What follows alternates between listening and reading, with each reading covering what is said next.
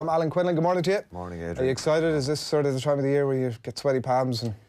Yeah, a little bit mixed, obviously, after the World Cup. A team of a point to prove. I think there's obviously been a few changes. 13 of this team started against Scotland in the opener at the World Cup. Owen and myself were there. Everybody thought, they were back on track, and obviously it played out the way it did, and it was disappointing World Cup. So there's optimism and excitement about a new look Ireland side and new coaching team. Not as new look as it might have been. Yeah, is the Cooney thing, just to address that straight off the bat, because it's a bit of a bugbear of mine. Is he the most formed player in Ireland at the minute? He had been, yeah. There's no doubt about it. Had been. Are you saying so? The last round of the... I just think the last couple of matches, Conor Murray played well, and I think that's what kind of swung it in his favour. And I was all for picking John Cooney, I think, because of his form with Ulster. And then when you I'm just thinking the way the coaches probably sat down and looked at this and said, right, Murray's delivered so well for so long, given 2019 wasn't his best year. He was brilliant in that Scotland game, in that opener. He offers so much to his all-round game. And does it not send out a bad message? Yeah, does it send out a message that you're not picking the player who's giving you that zip, that real energy, that brilliant footballing ability, great pace, great delivery, and he's just full of energy bouncing around the place all the time, John Cooney, and he's done brilliantly well for Ulster. And you just think then, because Murray started playing better, and someone said it to me last week, I gave him man of the match against the Ospreys, and you can argue and say absolutely that it's a poor Ospreys side, Munster already out. But I thought he played very well in Paris as well, when Munster were very, very good for probably 70 minutes. And it probably swung it for him in the selection to give him a chance under the new era, if you like, or the new coaches. I wonder where that conversation with John Cooney went, and from his point... And look, there's a difference with respect. There is a difference with stepping up to international level. And you think if you put John Cooney straight in, the downside would be if he didn't play that well, would it kind of harm him a little bit? He's going to come off the bench. The conversation after that then is easy, right? It's like, listen, I gave you a shot. And also, it's the perfect opportunity. The first game post-World Cup, it's Scotland. The spread is 13 points, which I think is generous to Scotland almost. It's a home game, absolutely. So there's definitely still divided opinion on that, and John Cooney can feel hard done by. I just thought, because of what Murray's delivered in the past, and because Andy Farrell has come out and said he's trained really well, and the shapes looks good. Is there a style thing to it? Is that an aspect of it that Murray will play more to? Does this tell us something about Andy Farrell's? No, I think Conor Murray isn't a negative player who wants to kick the ball all the time and slow the game down, but that's the way Ireland have probably played. They slow things down. They're structured. They kick a lot. They do try to attack then, but sometimes they're attacking against brick walls. Cooney's more of a off-the-cuff type scrum half, so it's definitely one that's going to be monitored very, very closely. And I think if there's massive pressure on Conor Murray to play well now and start the game well and play really well tomorrow. He has the ability to be really good, but he has to deliver now, because I think Cooney more than ever is really chomping at the bit and right on his heels, and I think Cooney will come off the bench. And if Conor Murray doesn't play well, even if Ireland have a good win, I think you could see change for Wales. And I think it's a safer bet. You know what you're going to get, and you're getting that experience. So, how much is it to do with a brand new number 8? I don't think it's a huge amount to do with it. I think it's more on what I said, that there is a step up. It's different. John Cooney is a little bit untried at that level. It's all been pretty positive for Ireland. I think my thinking of it is Andy Farrell is saying, right, look, there's a line being drawn in the sand after the World Cup. I'm going to give you a chance to say to me that you are a quality player and that you can still deliver. And I think it's based on that. And it's probably a bit of loyalty, and I know we spoke about loyalty a few times before, but Joe was very loyal to the players in 2019, and they probably didn't deliver and perform as well. So hopefully the shackles are off a little bit and there's a little bit less pressure, and they can play off the cuff a little bit. And if they do that, I think, I expect a good result and a good performance. But that one is going to be monitored very, very closely for sure. Yeah. What about that back row mix then? We obviously had you in the last couple of weeks talking about which way you'd go. So it's Doris, Van der Flyer and CJ Stander. Is that the right mix for you, and what can we expect from whatever kind Doris? whatever is the right mix or not, we'll know after the match, and we'll know after in the next couple of weeks. But I think there had to be some change there because Stander, O'Mahony and Van der Flyer in 2018 throughout that whole year were outstanding.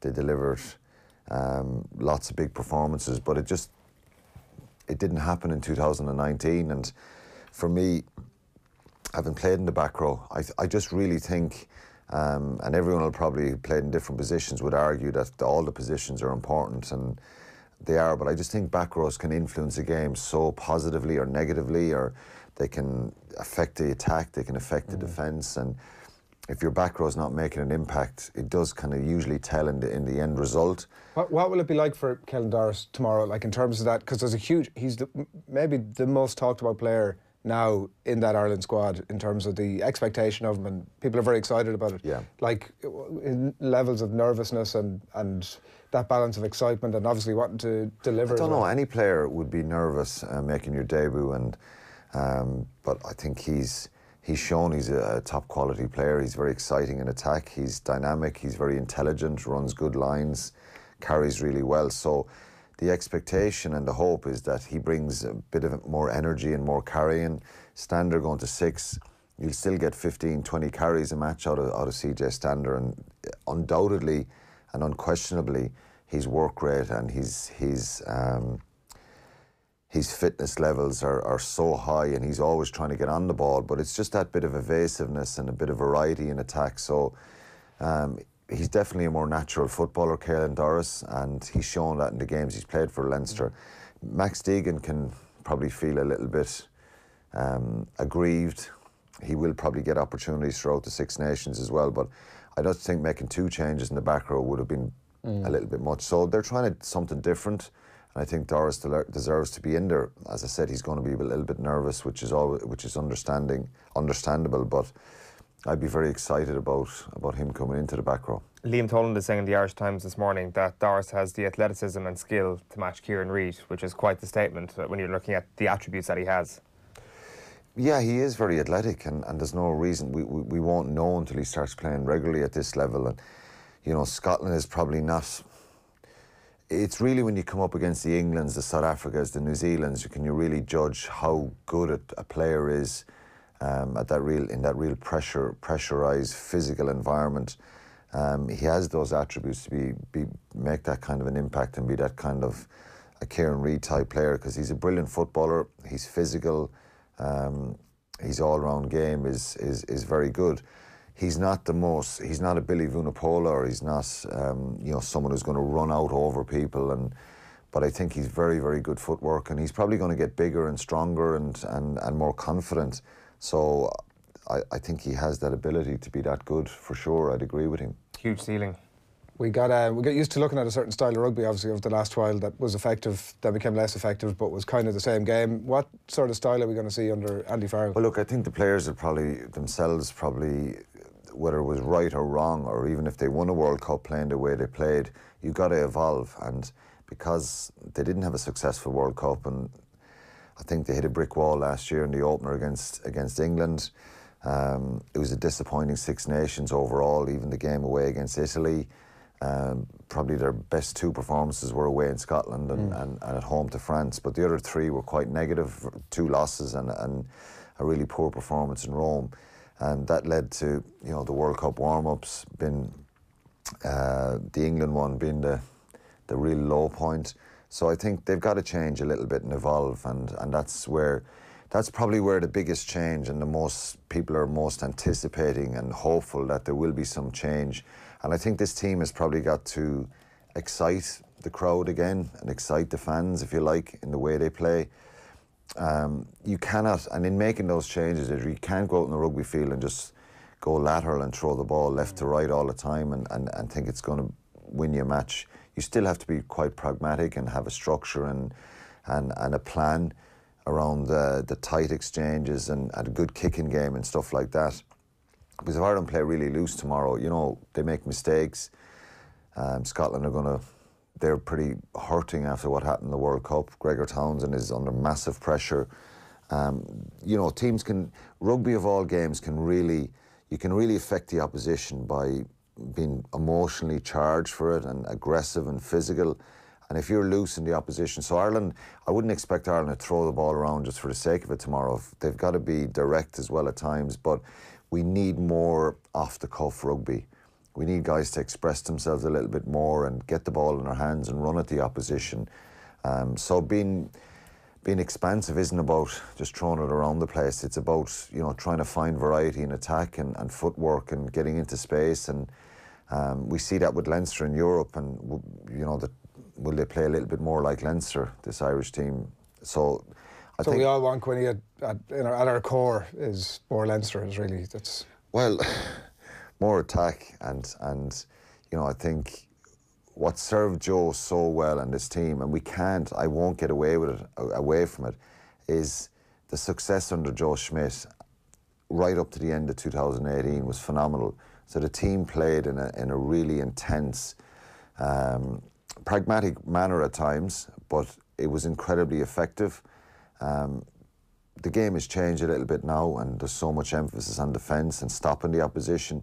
This team has got to figure out a way to attack when needs be, and to execute. And if people make line breaks, that there's someone on the shoulder to finish them off. I never expect for any team. The Six Nations takes a little bit of time sometimes to get up and running and get a really positive result. So there'll probably be plenty of mistakes in the game, and you can't just think, well, we're going to beat Scotland by 10, 15, 20 points because the bookies say so and because they're forming the World Cup and they've 10 changes. You expect that as a player, and it's very, very dangerous territory. If they get themselves right, I think there'll be such a determination to try and really banish the World Cup and get back up and running and start a new era, if you like, that both sides are just going to be desperate for a performance, and hopefully Ireland can get it right. The added pressure of needing the ranking points now for this that's mad situation. Part of it. People always talk about World Cup cycles, and mad. It is, but there's pressure to perform in the Six Nations, and it is a massive tournament. And the only way the players can kind of move forward is by trying to get positive results. And I'd be pretty optimistic for the Six Nations, but the players have got to go out and prove it themselves now. I think they've got to really go for it. What is success for Ireland in this? Is it? Well, look, I think I've always said this, and when I was played in the Six Nations, you win your home games. You lose a game at home, it really kind of taints it. So it's a tougher year, even though we won the Grand Slam a couple of times when we've been away to England and France. That's usually the kind of two harder ones. So I think they've got to win their home games, beat Scotland, beat Wales, beat Italy, and get something on the road. And even if they lost the two away games, I think if they're really competitive and close and they're in those games, well, then you can say, right, look, they've made some progress and they've attacked better, and there's been some positivity coming out at the end. But I think if they go to Paris with a chance of challenging for the championship, well, then that's a decent place to be. But, you know, you lose to Scotland or Wales at home and it really taints that. I want to ask your thoughts on the women's game in Donnybrook on Sunday before we wrap. But before that, there was the interesting stuff about all the comments about the dog in the pack, or the lack of a dog in the pack this week. Brian O'Driscoll was suggesting that, you know, that Dennis Leamy, I mean Peter O'Mahony, obviously, type character, that isn't really there. Rob Herring has responded to it, saying that he'd disagree with that because I don't really know what it's based on. I don't know what he's seen in our club games that makes him think that. Andy has picked a squad that can deliver on that aspect, and obviously we have to go out there and do it still. But Brian O'Driscoll's right, there isn't. He is right. England bullied us last year. Wales bullied us. And I think at times the discipline was so good under Joe, and it was one of the really positive points of, and even referees loved refereeing in Ireland because they were so disciplined. And we've spoken before about, you know, Joe would take the players back and look at the videos and say, well, look, that should have been a penalty, even ones that weren't given against Ireland. And it made Ireland a very careful side and a very disciplined side, which is very, very important because, you know, in tight games you give away silly penalties, you lose the match. But I just think sometimes, and going on what Dricka was saying, sometimes we get bullied by teams, and we get teams being offside against us and being cynical against us, and we allow it to happen. We're a little bit soft is probably the one word, but we accept it a little bit too much.